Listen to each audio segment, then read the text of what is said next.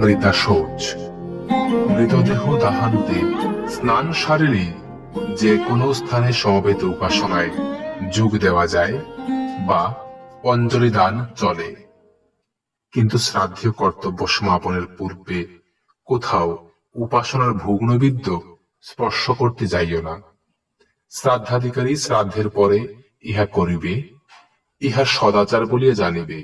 শ্রী শ্রী উপাসনা প্রণালী, পৃষ্ঠা 28। যাবৎকাল কেহ আত্মীয় স্বজনদের মাঙ্গল্য অশৌচ বিধি পালন করিতেছে, তাবৎকাল পূজ্য বিগ্রহ বা উপাসনার উদ্দেশ্যে প্রস্তুত নৈবেদ্যাদি স্পর্শ করা সঙ্গত নহে।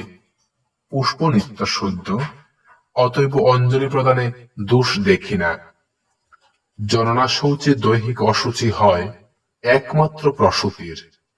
নারীর রজস্বলা হইলে যেমন পরিবারস্থ সকলে অসুচি হয় না, প্রচলিত জননা শৌচকে সেই দৃষ্টিতে দেখা উচিত। শুদ্ধ স্নাত অবস্থায় আসিলে সকল ব্যক্তিকেই সমবেত উপাসনায় যোগ দিতে দেওয়া উচিত।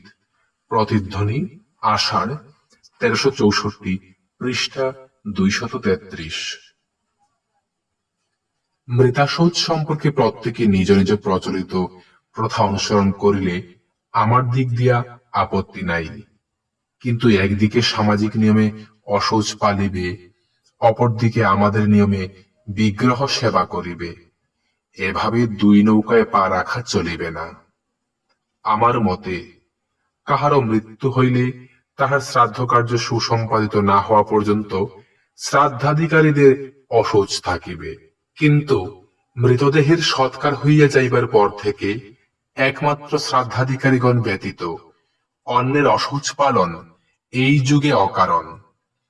অতীতে 7 গোষ্ঠীর সকলের ইহা মানিবার যুক্তিসঙ্গত কারণ ছিল। যাহার অশৌচ নাই সে পবিত্র দেহে পবিত্র মনে বিগ্রহের সেবা পূজা করিতে অধিকারী।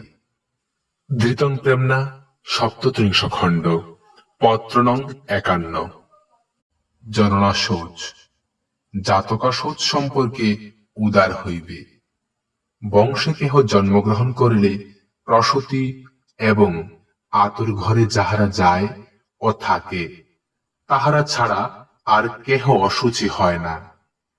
জননা শৌচ একমাত্র প্রসবিত্রী মাতারই প্রসবের দিন হইতে 21 দিন থাকিবে, অপর কাহারও অশৌচ নাই।